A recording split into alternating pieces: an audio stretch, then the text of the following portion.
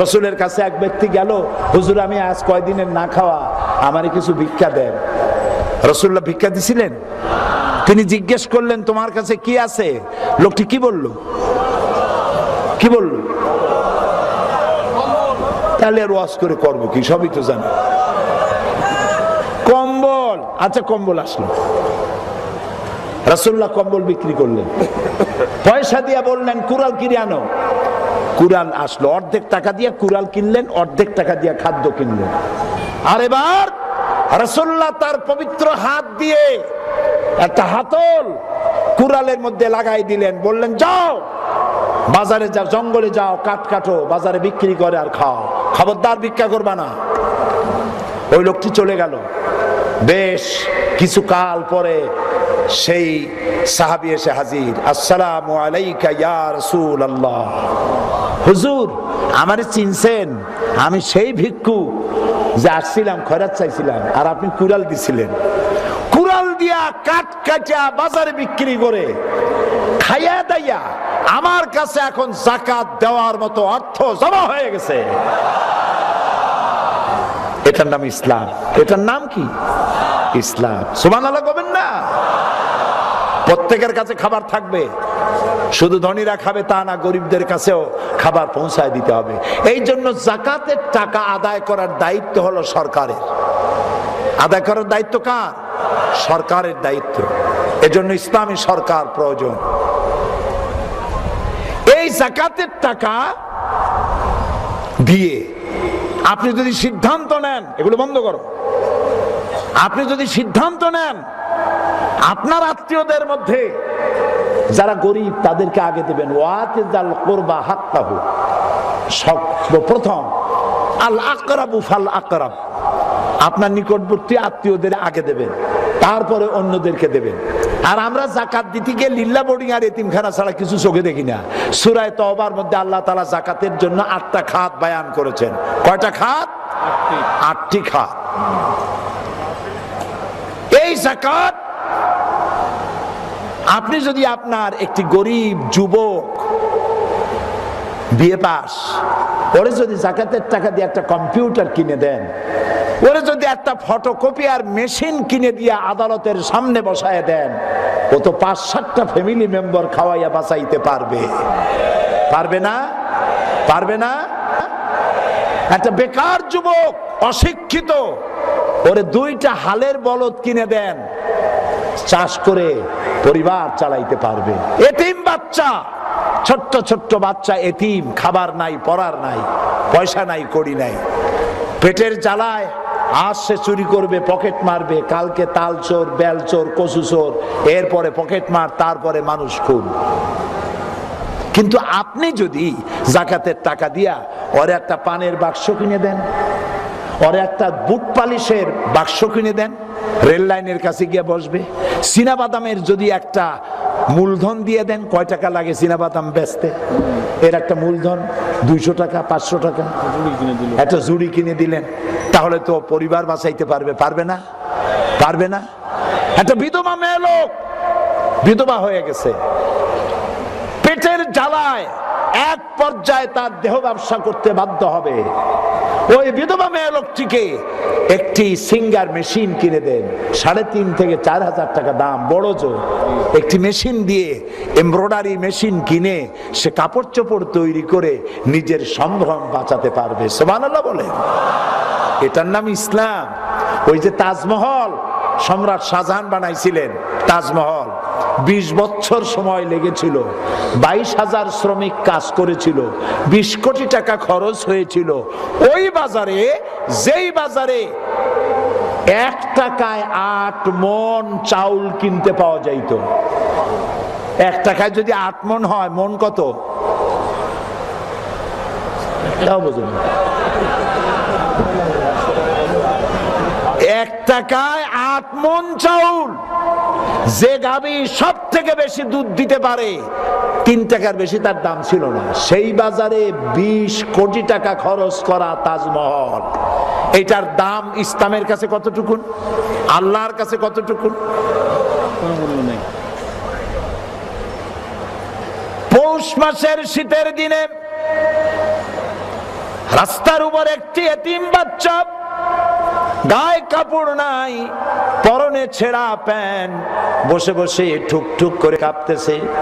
এই এতিম বাচ্চাটাকে একটি সোয়েটার, একটি জামফার অথবা একটি ছোট্ট চাদর কিনে ওর গায়ে যদি চড়ায় দেন, চাদরটা পাইয়া এতিম বাচ্চা যদি একটু মুখে তৃপ্তির হাসি দেয়, 20 কোটি টাকা খরচ করা তাজমহলের চাইতে আল্লাহর কাছে এতিম বাচ্চার মুখের হাসির দাম অনেক বেশি।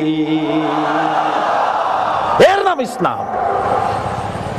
অনেকের বাড়িতে শাড়ি, চুড়ি, মা বোনেরা এসেছেন, আলমারির মধ্যে কত শাড়ি, রঙিন রঙিন শাড়ির অভাব নাই। লেটেস্ট মডেলের শাড়ি বাইরে হচ্ছে, আর জনমের কেনা কিনতেছে, পড়তেছেন না, পড়তেছেন না, সব আলমারির মধ্যে জমা হচ্ছে, উঠায় রাখার শাড়ি।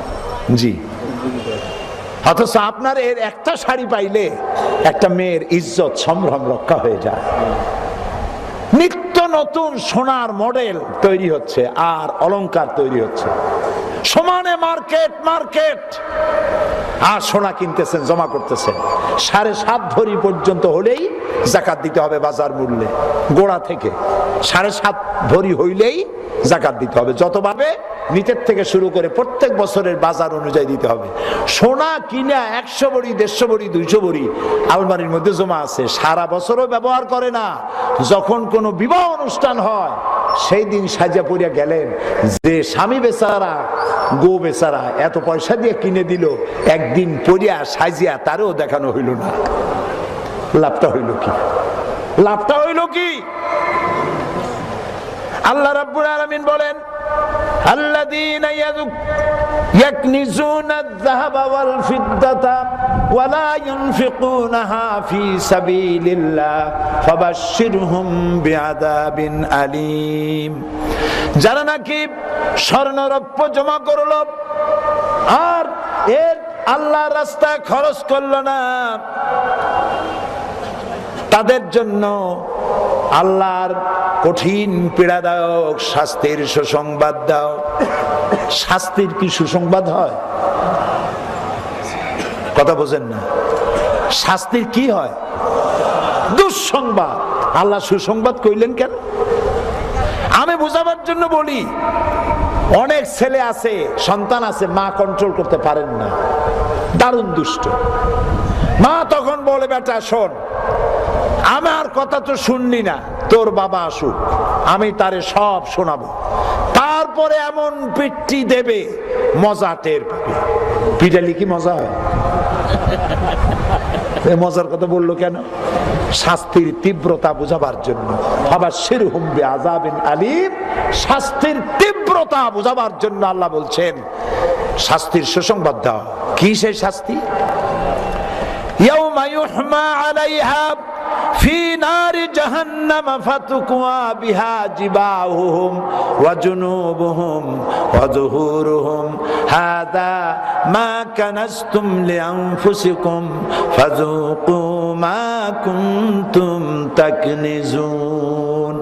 কিয়ামতের দিন এই স্বর্ণ রৌপ্যগুলি জাহান্নামের আগুনে জ্বালায়া সিল বানায়া কপালের উপরে, পৃষ্ঠদেশে আর পাঁজরের উপরে সিল মারা হবে, আর বলা হবে হাদা মা কানাসতুম, এ হলো সেই সব সম্পদ যা তুমি তোমার জন্য সঞ্চয় করেছিলে আর আল্লাহ রাস্তায় খরচ করো নাই, এখন মজা চাখো।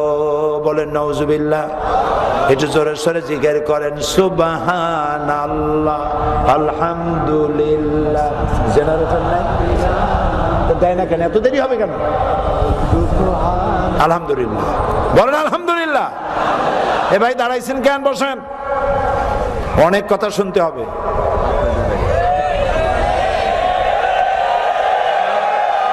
রাগ করবেন না তো? বিরক্ত হবেন না তো? আমি কিন্তু লম্বা বক্তৃতা করার লোকই না, আসলে জানি না তার বলবো কি।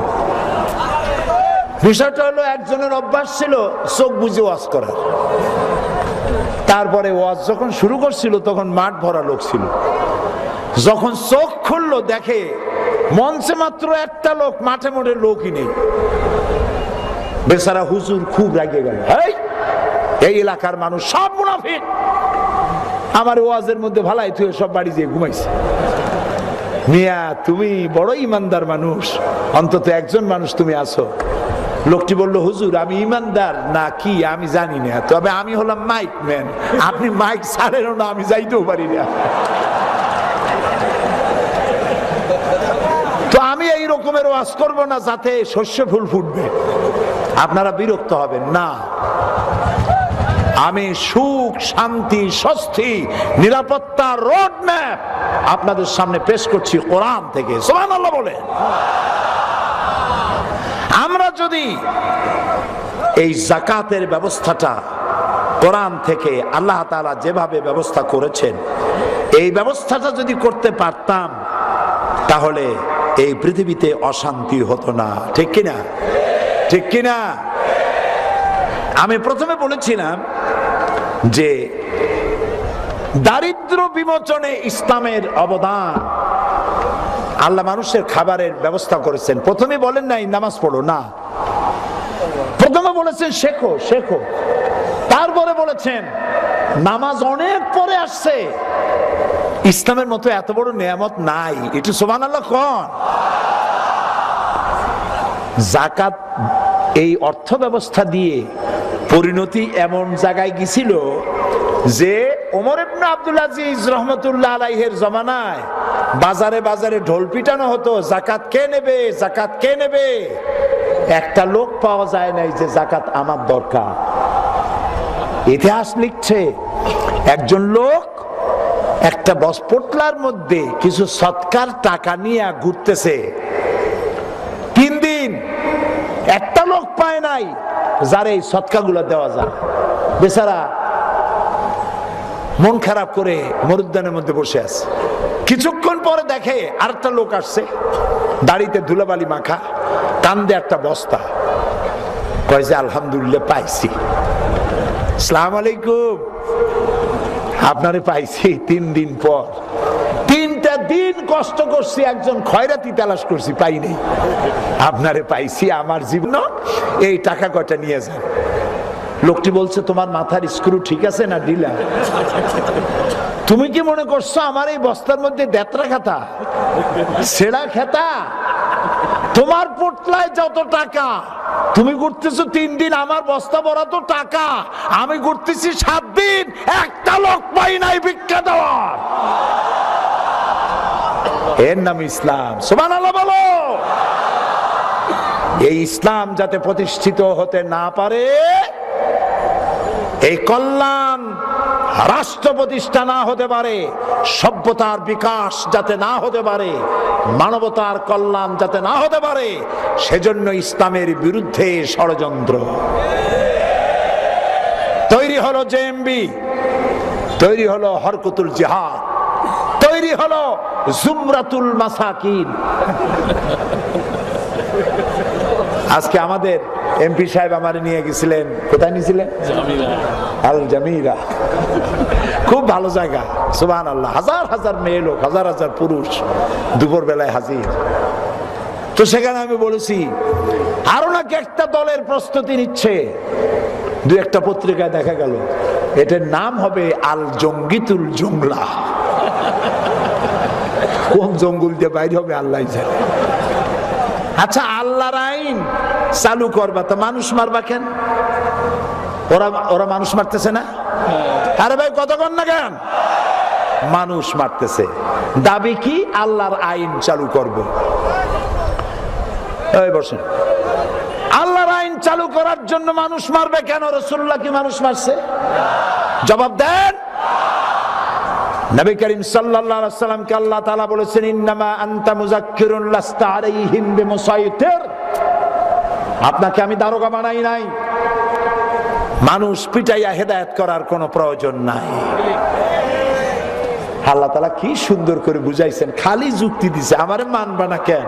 আমি তোমারে খাইতে দিই, আমি তোমারে পড়তে দেই, আমি আকাশ দিয়ে বৃষ্টি দেই, নোনা পানি উঠাই, তারপরে মিষ্টি বানাই, তারপরে বৃষ্টি করে নাজিল করি, এরপরে মাটির মধ্য দিয়া সেই ফসল উদ্গত করি।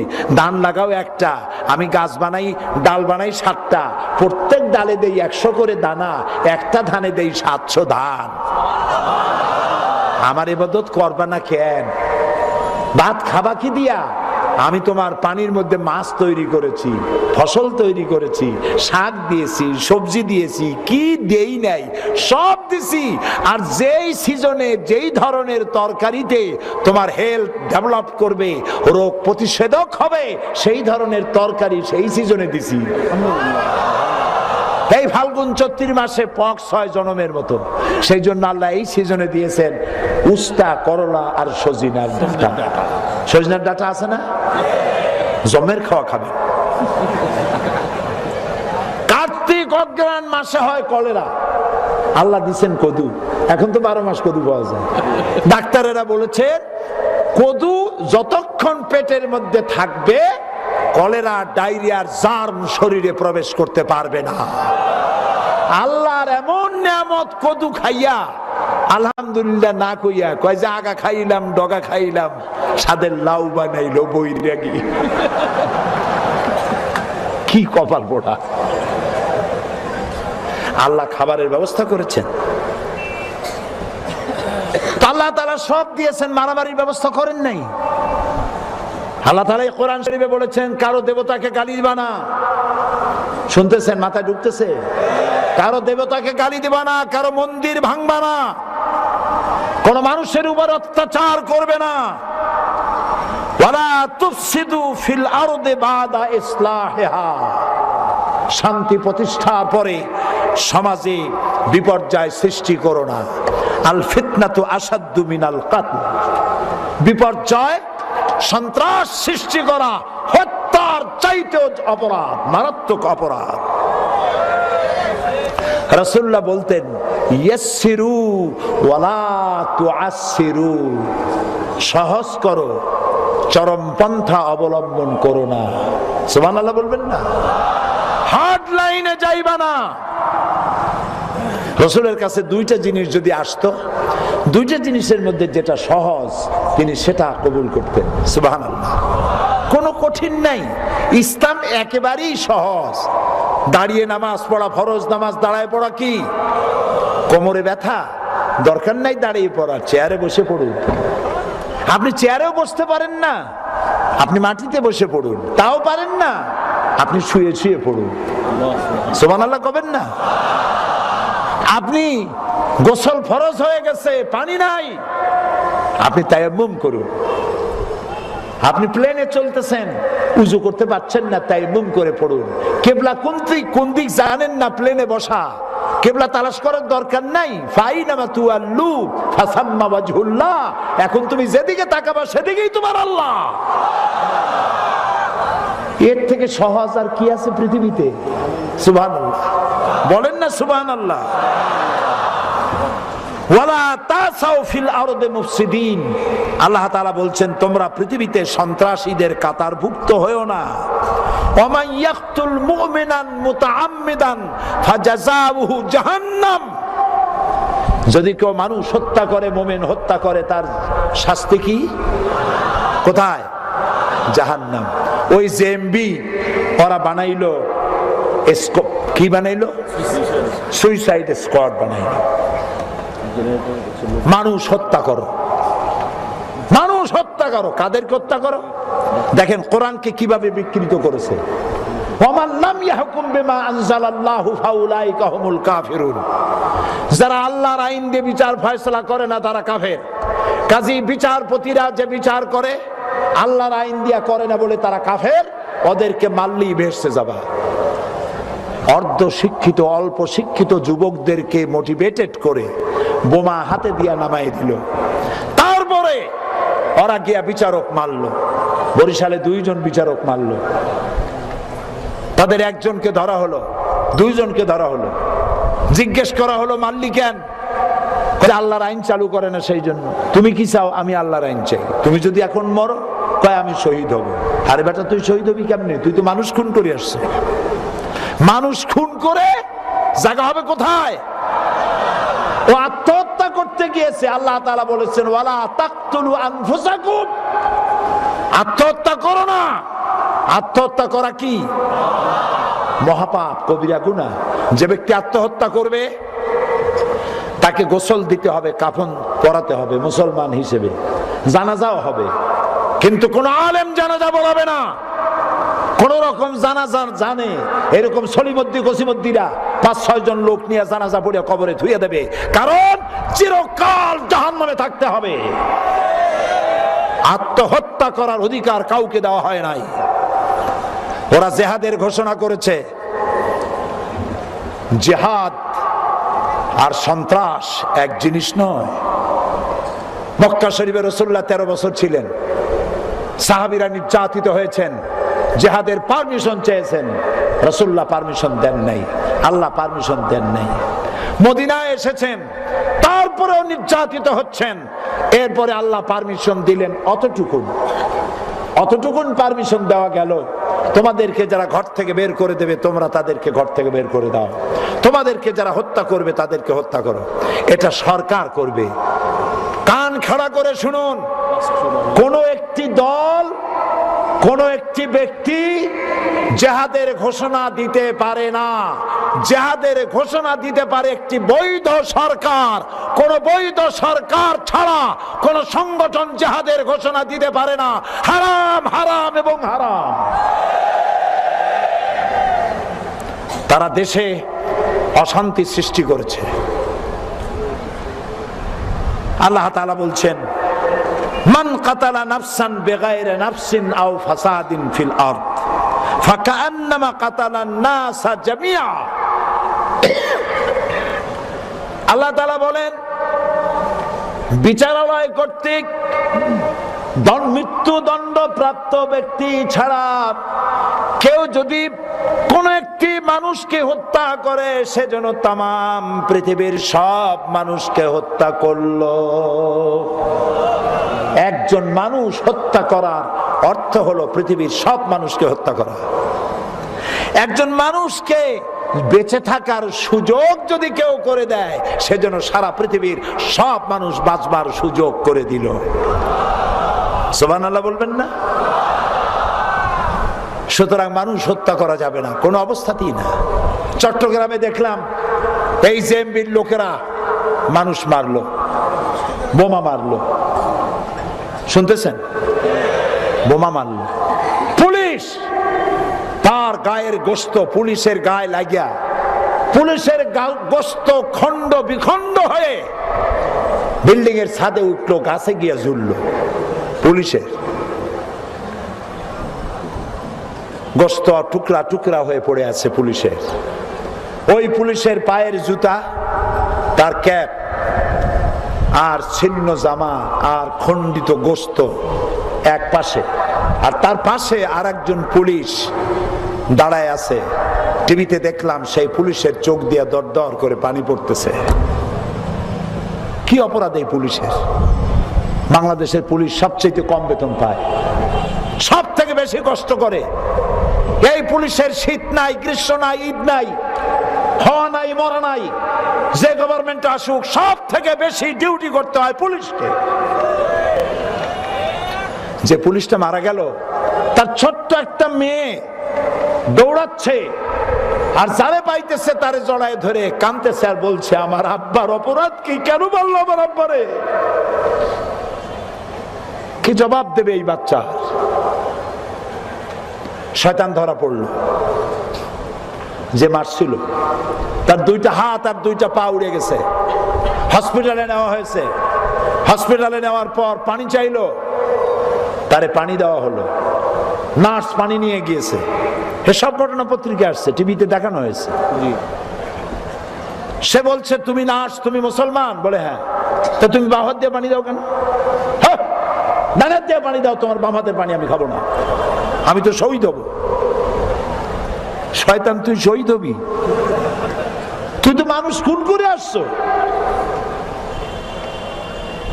আজকে দুপুরে বলতেছিলাম একজনের মদের খাওয়ার অভ্যাস ছিল, মদ। কি খাওয়ার অভ্যাস ছিল? মদ। লোকটার মোষ ছিল খুব বড়, আছে না বড় মোষালালো? আছে। যা রাখার কাম সেটা রাখে না, উল্টাটা রাখে। তাও আবার এত বেশি রাখে, টেলিভিশনে দেখা যায় দুই একজন বুদ্ধিজীবী কথা বলে। কথা বলে কি দিয়া? মুখ দিয়া না নাক দিয়া, তা বোঝা যায় না। মোষে ঢাকা, বিশাল মোষ। আমার তো মনে হয় যে রাতের বেলা হলে টর্চ লাইট দিয়া 5 ব্যাটারির টর্চ লাইট মারলেও হাসে না কান্দে মোষের জ্বালায়, তা বোঝার উপায় নেই। এইরকম মোষ নিয়ে মদ খাইতেছে।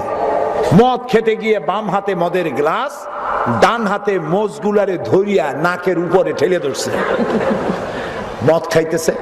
বন্ধু একজন এসে বলছে, আরে ভাই, মদ এত কষ্ট করে খাও কেন? এত উঁচু করে ধরিয়া সি থুইয়া কাই থুইয়া। কয় যে হুজুর, ও বন্ধু, সে বড় দুঃখের কথা। বলে কি? কয় আল্লাহরে তো একটু ভয় পাই। একবার ওয়াজ মাহফিলে গেছিলাম, মৌলানা সাহেব ওয়াজ করলেন যে পানি জাতীয় কোন জিনিস খাইতে গেলে মোষ যদি ভেজে তা নাকি মাকরু হয়। মাকরু ভয়তে মোষ ঠেলে ধরছে, খাইতেছে কি হারাম। আল্লাহর রহমতে 4 দলীয় ঐক্যজোটের সরকার, দেশের সফল প্রধানমন্ত্রী দেশ নেত্রী বেগম খালেদা জিয়া র‍্যাব তৈরি করেছেন। আলহামদুলিল্লাহ। র‍্যাব এ জাতির গৌরব, এ জাতির অহংকার। আলহামদুলিল্লাহ। র‍্যাব নামায় দেওয়া হয়েছে। সমস্ত শয়তানদেরকে ধরা হয়েছে, তাদের গোলাবারুদ উদ্ধার করা হয়েছে, তাদের নেটওয়ার্ক ভেঙে চুরে চুরমার করে দেওয়া হয়েছে। এখন ওনাদের খুব কষ্ট। ওনাদের মানে বুঝতে পারছেন? ওই যে তাদের খুব কষ্ট। ওনারা এখন কি বলবেন? এই যত জঙ্গি ধরা পড়েছে, এই জঙ্গির সাথে জামাতের গভীর কানেকশন। কি কানেকশন? সাংঘাতিক। কি সাংঘাতিক!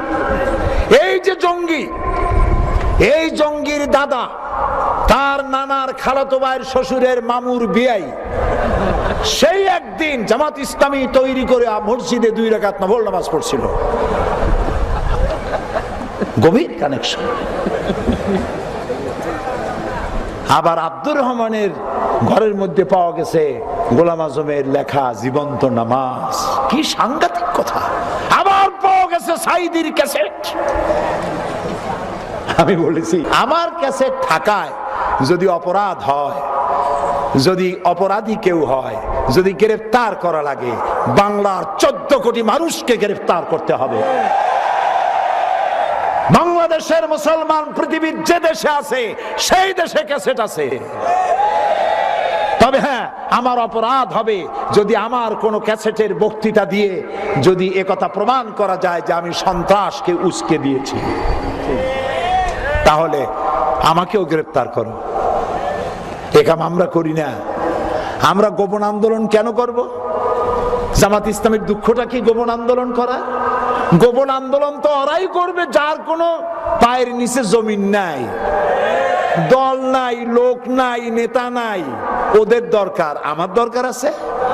জামাত ইসলামী নাই কোথায়? রাজধানী থেকে শুরু করে প্রত্যন্ত অঞ্চল পর্যন্ত যেখানে যান সেখানে জামাত ইসলামী। জামাত ইসলামী বিগত অর্ধ শতাব্দী ধরে এই বাংলাদেশের জমিনে রাজনীতি করে আসতেছে। 60-এর দশক থেকে শুরু করে এমন কোন গণতান্ত্রিক আন্দোলন নাই যেই আন্দোলনের প্রথম লাইনে জামাত নেতৃবৃন্দরা যুদ্ধ করে নাই। পার্লামেন্টে রয়েছে জামাতের সম্মানজনক সদস্য সংখ্যা, রয়েছে মন্ত্রী। 2 জন মন্ত্রী বিদায় হয়ে যাক, চ্যালেঞ্জ করে গেলাম। এই 2 মন্ত্রী যখন থাকবে না, সিসিটিভি আর মাইক্রোস্কোপ যন্ত্র নিয়ে তাদের মন্ত্রণালয় খুঁজে বেড়ানো হোক। 1 পয়সার স্বজনপ্রীতি, দুর্নীতি খুঁজে পাওয়া যাবে না, যাবে না, যাবে না। কাজী চ্যালেঞ্জ করে লাভ নাই, জামাতকে উৎখাত করা যাবে না। আলহামদুলিল্লাহ, তোমরা পত্র পত্রিকায় বরং আমাদেরকে উপকার করতেছো। প্রত্যেক দিন সমানে জামাত আর শিবিরের বিরুদ্ধে সমানে হেডিং আসতেছে। তোমরা কয়েকশো কোটি টাকার প্রচার আমাদের করে দিয়েছো ইতিমধ্যে।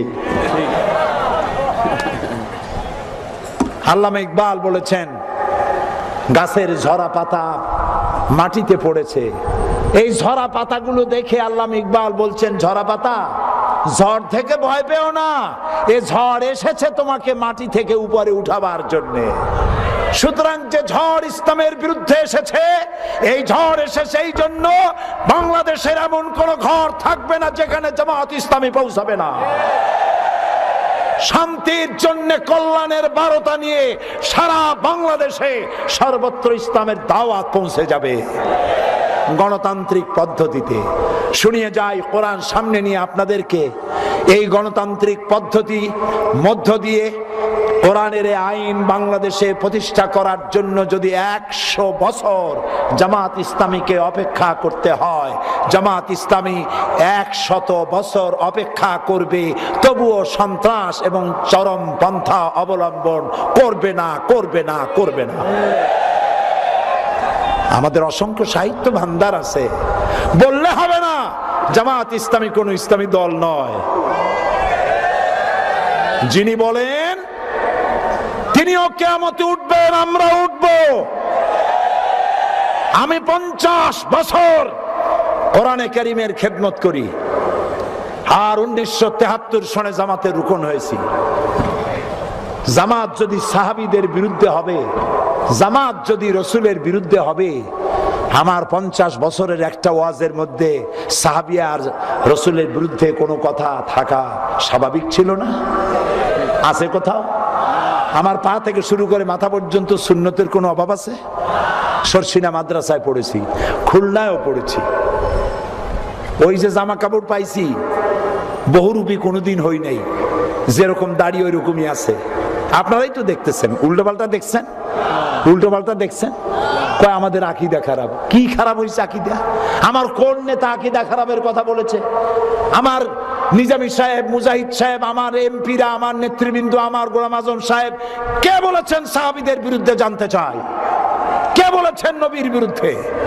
আপনারা বলেন জামাত ইসলামী কোন ইসলামী দল নয়।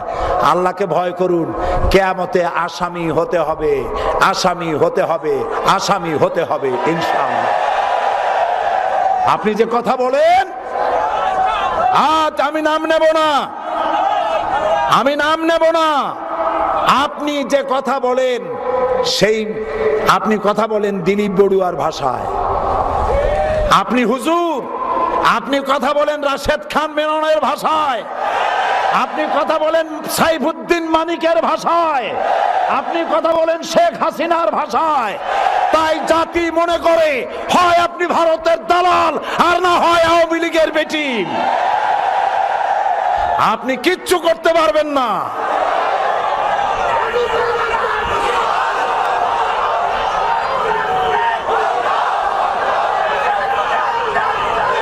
প্রিয় ভাই সব, 73 সন থেকে এই পর্যন্ত জামাত ইসলামের আন্দোলন করে আমি কি নিজেকে জাহান্নামের দিকে নিতে চাই? আমি আমার জীবনে 5 বার মৃত্যুর মুখোমুখি হয়েছি ডাইরেক্ট।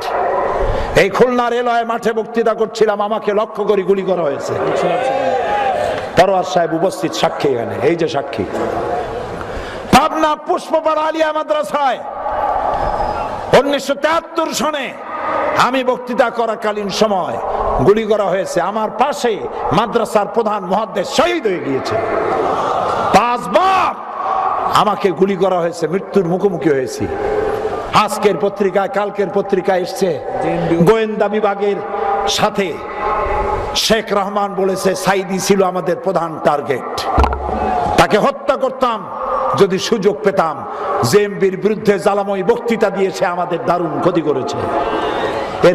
এরপরেও আপনারা বলবেন জামাতের কানেকশন আছে ওদের সাথে। এই মিথ্যা কথা বলার জন্য কিয়ামতে আপনাকে দায়ী হতে হবে। সুতরাং ধর্ম ব্যবসা করবেন, ধর্মের নামে ব্যবসা বাংলাদেশে চলবে না। মানুষকে ফাঁকি দিতে পারবেন না। আগামীতে 2007 সালের নির্বাচন হবে কঠিন নির্বাচন। এই নির্বাচনে ঐক্যবদ্ধ হতে হবে। পাগড়ি মাথায় দিয়ে আসুক, আর হুজুর হয়ে আসুক, আর পীর নামে আসুক, 4 দলীয় ঐক্য জোটের বিরুদ্ধে যারা এই কথা বলবে তারা এই দেশ, জাতি এবং ইসলামের সাথে দুশ্মনী করবে। কারণ এই সরকার কোন আলেমদেরকে অপমান করে নাই, করেছে? এই যে আব্দুর রহমান যেদিন ধরা পড়লো, সেই দিন দেশের প্রধানমন্ত্রী রাতের বেলায় জাতির উদ্দেশ্যে ভাষণ দিয়েছিলেন। কথা কন না কেন? সেই ভাষণে তিনি কি বললেন? তিনি বললেন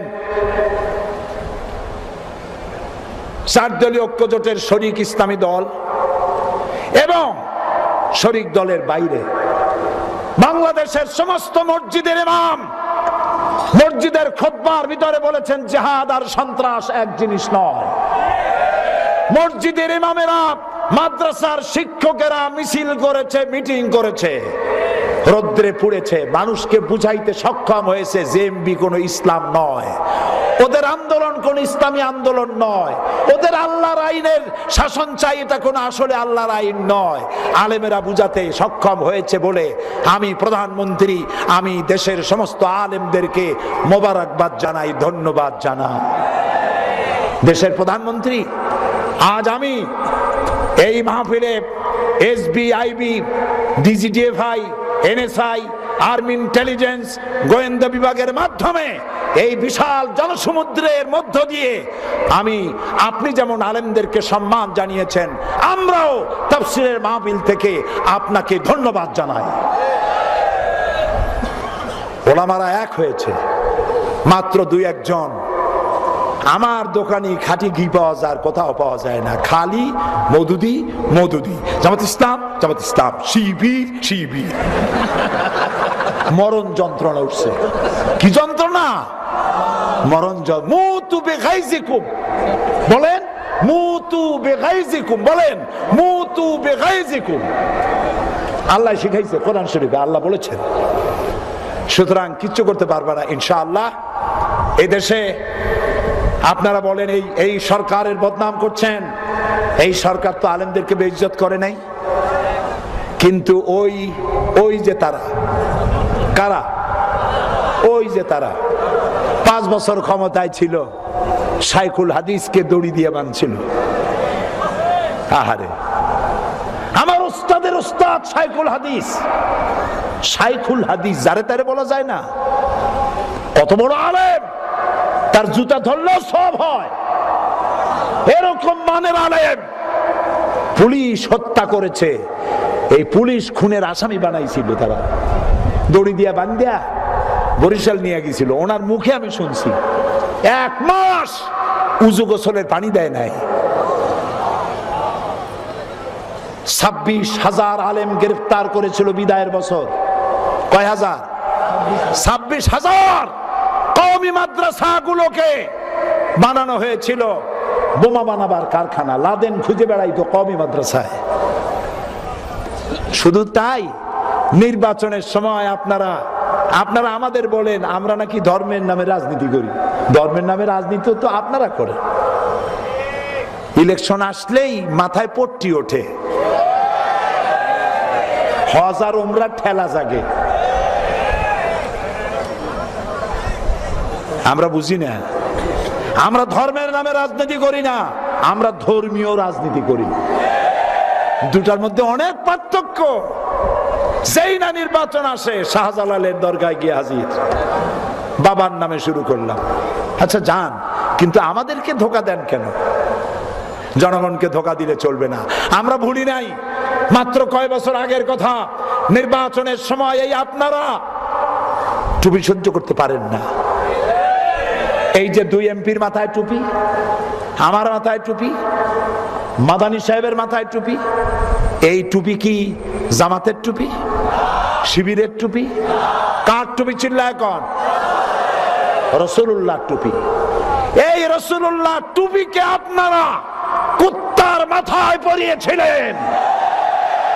মুসলমানের দাড়ি কুত্তার মুখে পরাইয়া লক্ষ লক্ষ পোস্টার ছাপিয়ে সারা বাংলাদেশ ছড়িয়ে দিয়েছিলেন। আজ কোন লজ্জায় কথা বলতে আসেন মুসলমানের সামনে? শরম থাকা উচিত। কাদের নিয়ে জোট বাঁধছেন? ওর একটাও নামাজ পড়ে?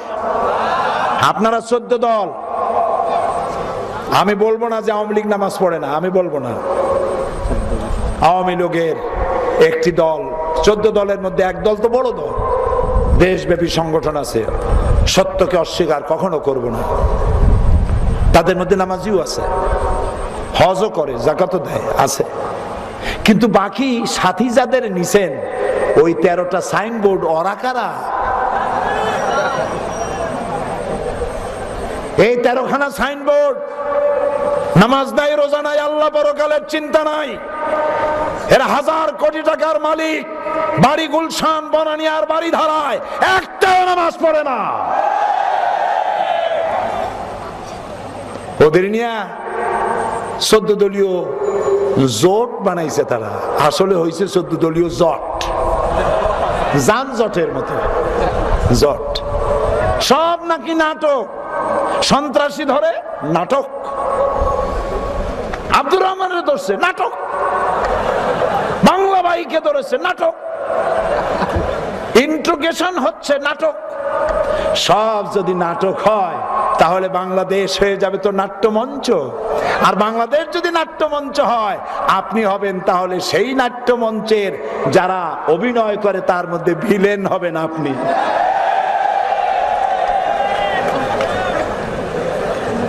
কাজী এইসব করে কোনো কুল পাওয়া যাবে না। আগামী 2007 সালের নির্বাচন এই বাংলাদেশের ভাগ্য নির্ভর করবে। এই বাংলাদেশের স্বাধীন অস্তিত্ব, ইসলাম, দাড়ি, টুপি, মাদ্রাসা, মসজিদ, এসবগুলি টিকে থাকবে না প্রতিবেশী ভারতের দালাল এক দাবিদার দেশে পরিণত হবে, তারই প্রমাণ হবে আগামী নির্বাচন। 4 দলীয় ঐক্য জোটের লোকদেরকে মায়ের পেটের ভাইয়ের মতো সিমেন্টেড হয়ে যেতে হবে এবং কেন্দ্র থেকে যাকে নমিনেশন দেওয়া হবে সে ছাড়া যদি কেউ দাঁড়ায় তাহলে হেমায়েতপুর পাঠায় দিতে হবে। রাজি আছেন? 4 দলীয় ঐক্য জোটের শীর্ষ নেতারা বেগম খালেদা জিয়ার নেতৃত্বে সিদ্ধান্ত নিয়ে যাকে যেখানে দিবেন, ওই দলের নাম করে স্বতন্ত্র হোক অথবা আলাদাভাবে যদি কেউ দাঁড়ায়, দড়ি দিয়া বান্ধা পাঠায় দিবেন হেমায়েতপুরে। কারণ সে দেশের শত্রু, স্বাধীনতার শত্রু, বাংলাদেশের অস্তিত্বের শত্রু। আমি আমার কথা বলি, আমার পিরোজপুরে যদি আমার সংগঠন বলে এবার তোমাকে দাঁড়াবার দরকার নাই, তুমি চিল্লাও, আমি সারা দেশব্যাপী চিল্লাবো। আর আমার এলাকায় যাকে দেওয়া হবে আমি তার খাদেম হয়ে, সেবক হয়ে প্রচার করে বেড়াবো। আমি দেশকে ভালোবাসি, দেশের অস্তিত্ব এবং অখণ্ডত্ব টিকায় রাখার জন্য ঐক্যবদ্ধ হতে হবে। কোন হুজুরে কি বললো এই করলে চলবে না, কোন পাগড়ি পরিয়া সে কি কইলো ওইটা আমার জানার দরকার নাই। এই সরকার মাদ্রাসার কল্যাণ করেছে, বন্ধ করা মাদ্রাসা, ওদের 252টা বন্ধ করা মাদ্রাসা খুলে দিয়েছে। মসজিদের ইমাম মুয়াজ্জিনদের সার্ভিস রুল চালু করা হবে, ফাজেলকে ডিগ্রি এবং কামেলের মাস্টার্সের মান দেওয়া হবে ইনশাআল্লাহ। দুঃখ থাকবে না ইনশাআল্লাহ, বলেন ইনশাআল্লাহ। এবং ইবতেদায়ী মাদ্রাসাগুলি, প্রাইমারি স্কুলের সকল সুযোগ সুবিধা দেওয়া হবে। ওরা প্রাইমারি স্কুলে সব দিত কিন্তু ইবতেদায়ী মাদ্রাসায় কিচ্ছু দিত না, গরিবেরা ছেলেপেলে দিত না, সব দিত গিয়া ইবতেদায়ী কি বলে প্রাইমারি স্কুলে।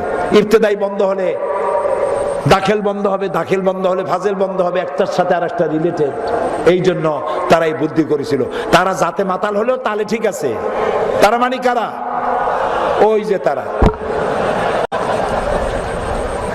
ওদের বুদ্ধি আছে, মাদ্রাসা বন্ধ করে দেব এই কথা বলবে না।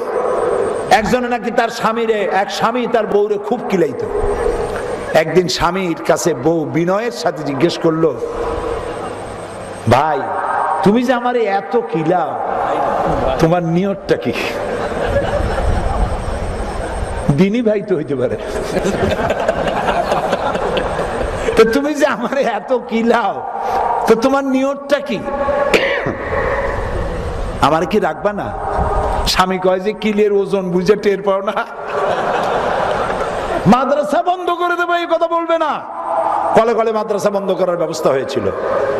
আল্লাহর রহমতে মাদ্রাসা চালু হয়েছে, মসজিদ চালু হয়েছে, মুসলমানদের হিন্দুদের পূজা মুসলমানদের রোজা একসাথে পালিত হয়েছে, আলহামদুলিল্লাহ বলে। এই খুলনায় রোজা আর পূজা একসাথে হয় নাই, আলহামদুলিল্লাহ বলে। কারো কোনো অসুবিধা ছিল? হয় না। সুতরাং ইসলামের রোড ম্যাপ বলতেছিলাম, শান্তি শৃঙ্খলা প্রতিষ্ঠার জন্য বিপর্যয় সৃষ্টি করা যাবে না, মারামারি করা যাবে না, কাটাকাটি করা যাবে না, শান্তি প্রতিষ্ঠা করতে হবে, খাবার পৌঁছে দিতে হবে, সর্বত্র উন্নয়ন হবে, সমৃদ্ধি হবে। এই সরকারের আমলে যত উন্নয়ন হয়েছে আলহামদুলিল্লাহ, এত উন্নয়ন স্বাধীনতার পরে আর কখনো হয় নাই, আলহামদুলিল্লাহ। এই উন্নয়নকে ধারাকে অব্যাহত রাখার জন্য আল্লাহর কাছে আমরা দোয়া করব। আর দোয়ার আদব হলো বসা।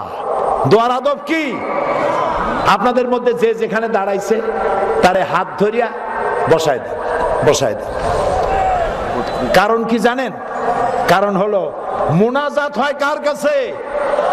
একথা কারো বলছিলাম, মুনাজাত হয় আল্লাহর কাছে। মুনাজাত করা হবে, এটা শোনার পর যদি কেউ অ্যাবাউট টার্ন করে, বেয়াদবের খাতায় নাম লেখা হয়ে যায়। বলে নাউজুবিল্লাহ। বসুন, যার যার জায়গায় বসে পড়ুন। আর একটু জোরে সরে জিকির করেন লা ইলাহা, আরো জোরে। মাত্র চারটা প্রশ্ন শর্ট করে দিয়েছে, আর গ্রামের ব্যাপারটা একটু শেষে বলে দেবেন। গ্রাম আছে, চারটা রাখছে। আমি তো বসতে বলছিলাম, আল্লাহ আপনাদের প্রতি রহম করুন। বলি আমিন, সবাই বলি আমিন।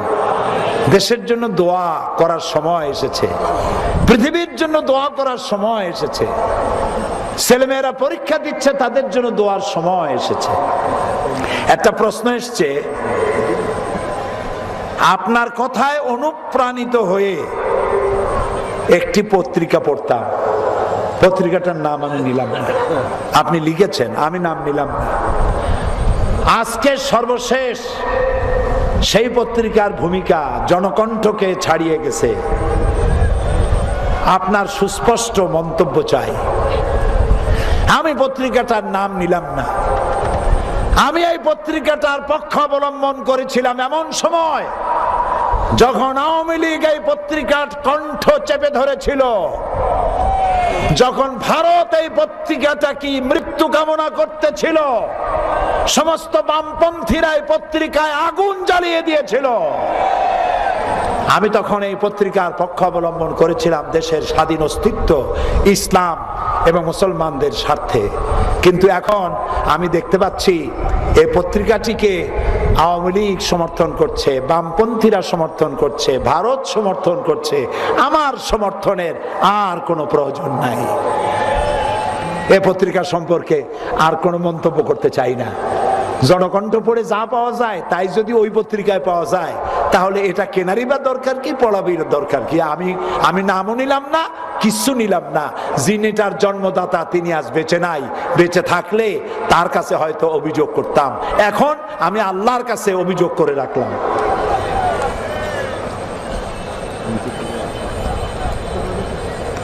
আজকে ইসলামের নামে বিভিন্ন দল বিভিন্ন কথা বলছে, অবস্থায় আমরা সাধারণ মানুষ দিশাহারা।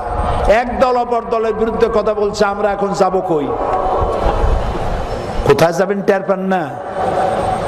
আপনার যদি অসুখ হয় কার কাছে যান? তো ডাক্তার তো অনেক ডাক্তার আছে। এখন আপনি যদি ঘৃণা করে মনে করেন যে খুলনা শহরে এত ডাক্তার, কারো কাছে যাব না, তাহলে কি রোগ ভালো হবে? ভালো হবে? ইলিশ মাছ কিনবেন, বাজারে যাই দেখেন অনেক ইলিশের দোকান। এখন আপনি যদি বাসায় এসে বলেন যে ইলিশের এত দোকান, দেখিয়া ঘৃণার চোটে মোটেও কিনি নেই, ফিরে আসছি, বউ খুব প্রশংসা করবে নাকি? মামলায় পড়েছেন, উকিল দরকার, অনেক উকিল। আপনি যাবেন কার কাছে? ভালো উকিলের কাছে, ভালো ডাক্তারের কাছে, ভালো মাছটা কিনবেন। এইটা চিনতে কি কষ্ট হয়? তো একজনের বিরুদ্ধে আরেকজন বললো তো কি হলো? আপনাকে দেখতে হবে দেশটাকে হাতে পাইলে এই মুহূর্তে এই দেশটাকে সুন্দরভাবে পরিচালনা করতে পারে ইউনিয়নের মেম্বার থেকে শুরু করে রাষ্ট্রপ্রধান পর্যন্ত লোক সেট করতে পারে এরকম দক্ষ আর যোগ্য জনশক্তি আছে কার? কার আছে অসংখ্য সাহিত্য ভান্ডার? কার আছে দৈনিক পত্রিকা, সাপ্তাহিক পত্রিকা, মাসিক পত্রিকা, বাংলা, ইংরেজি, আরবি? কার আছে অফিস আদালত? কার আছে ছাত্র সংগঠন, ছাত্রী সংগঠন, মহিলা সংগঠন? সেরকম একটি দলের সাথে গিয়েই একীভূত হয়ে আল্লাহর আইন প্রতিষ্ঠার কাজ করার জন্য এগিয়ে আসতে হবে। শেষ প্রশ্ন, নবীজির ব্যঙ্গচিত্র যারা করেছে তাদের ইসলামের দৃষ্টিতে কি করা উচিত? তাদের জন্য আল্লাহর কাছে হেদায়েত কামনা করা উচিত। ওরা চায় আমরা যেন ভাঙচুর করি। ওরা চায় পৃথিবীর সামনে মুসলমানদেরকে উগ্রবাদী আর সন্ত্রাসী হিসাবে চিহ্নিত করার জন্য। আমরা কি সন্ত্রাসী হব? আমরা কি উগ্রবাদী হব? ওরা মানুষ না। যারা রাসূলুল্লাহর ব্যঙ্গচিত্র করেছে তারা মানুষ না, তারা নরপশু। আল্লাহ তাদের হেদায়েত করুন। আমরা ভাঙচুরে যাব না, প্রতিবাদ জানাবো বিশ্বের দরবারে। আর তাদের তৈরি করা জিনিস কিনবো না। কনডেন্সড মিল্ক দানো যদি না খাই আর ছেলে মেয়েরে না খাওয়াই মরে যাব? বলেন মরে যাব? তো রাসূলুল্লাহর মহব্বত যাদের আছে ডেনমার্কের তৈরি করা সমস্ত পণ্য বর্জন করুন। পারবেন? হাত উঁচু করেন। আলহামদুলিল্লাহ, এটাই হলো প্রতিবাদের ভাষা। মহিলাদের একটা প্রশ্ন শুনুন।